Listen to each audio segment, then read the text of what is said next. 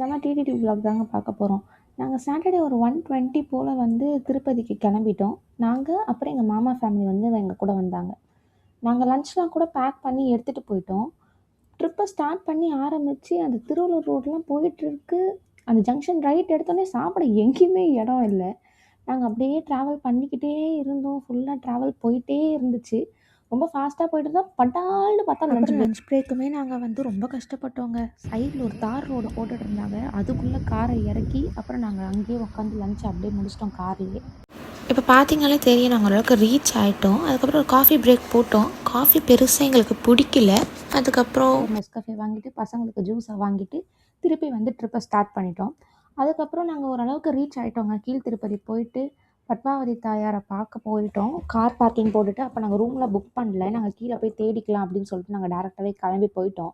போனதுக்கப்புறம் ரொம்ப நேரம் ஆச்சு சாமி பார்க்க. அதே மாதிரி அந்த கூட்டம் அந்த ரஷ்ஷு எப்பயுமே இருக்கிறது தான் திருப்பதியில், நம்ம இல்லைன்னு சொல்லவே முடியாது.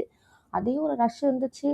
ஒருத்தவங்களாம் வந்து அங்கே பஸ்ஸு வெயிட் பண்ணுது, எங்களுக்கு 1/2 hour தான் இருக்குது, நீங்களே பூவை கொடுத்துருங்க அப்படின்னு சொல்லிட்டு எங்ககிட்டயும் அவங்க பூவையும் கொடுத்துட்டு போயிட்டாங்க. ரொம்ப ரஷ் இருந்துச்சு பத்மாவதி தாயார் பார்க்குறதுக்கு. பார்த்து முடிச்சிட்டதுக்கப்புறம் இந்த ரூமுக்கு தான் நாங்கள் வந்து ஆக்சுவலாக போயிருந்தோம்.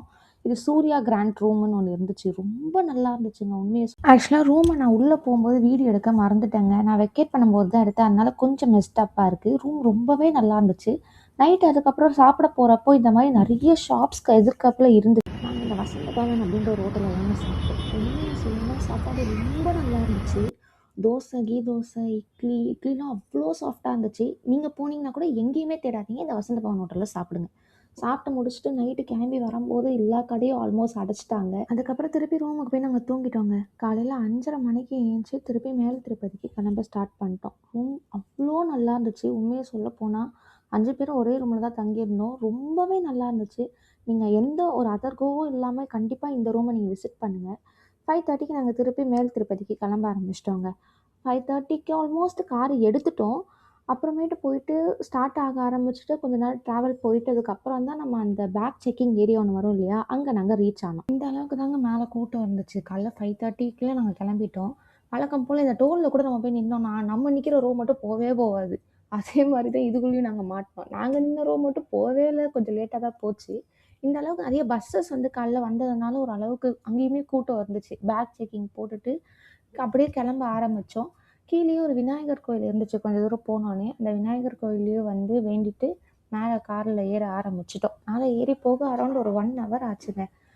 அப்படியே போயிட்டே இருந்துட்டு நல்ல ஒரு வியூஸ் கிடச்சிச்சு. போன வாட்டிலாம் போனப்போ வந்து மங்கி அப்படியே வந்து டோரில் தாவி பிடிச்சிட்டே வந்துச்சு காரை. அதே மாதிரி இந்த வாட்டி ஏதாவது ஒரு ஸ்டண்ட் நடக்கும்னு பார்த்தா ஒரே ஒரு குட்டி மங்கி தான் உட்காந்துட்டு இருந்துச்சு. மாமா பசங்க வந்து அவங்க ட்வின்ஸு நல்லா என்ஜாய் பண்ணாங்க. வேடிக்கை பார்த்துட்டு நல்லா என்ஜாய் பண்ணிகிட்டே வந்தாங்க. அதுக்கப்புறமேட்டு ஓரளவுக்கு சீக்கிரமே மேலே நாங்கள் ஏறிட்டோம். ஏறி போனதுக்கப்புறம் இந்த ஆர்ச்சை பார்த்தோன்னே தான் எதையோ ஒரு சாதித்த ஒரு சந்தோஷம் எங்கள் கண்ணிலலாம் தெரிஞ்சிச்சுன்ற மாதிரி அவ்வளோ சந்தோஷமாக இருந்துச்சு. உள்ளே நுழைஞ்சிட்டோம் நம்ம அப்படின்னு சொல்லிட்டு. நுழைஞ்சு போன உடனே நமக்கு வழக்கம் போல் அந்த ஒரு வைப் கிடைக்கும் பார்த்தீங்களா, நல்ல ஒரு கூட்டம், ஒரு பார்க்கிங், அந்த ஒரு வைப் நல்லாவே.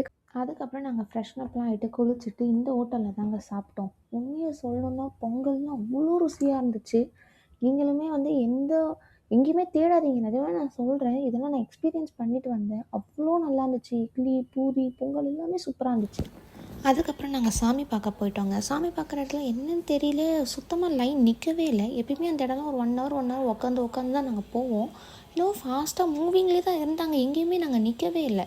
அதுக்கப்புறம் ரொம்ப ஃபாஸ்ட்டாகவே நாங்கள் சீக்கிரமே அந்த ஆதார் செக் பண்ணுற இடம் ஒன்று இருக்கும் இல்லையா, அதுக்கு நாங்கள் ரீச் ஆனதுக்கப்புறம் அங்கேருந்தும் வேகமாக போயிட்டோம். கூண்டுக்கு போயிட்டோம்.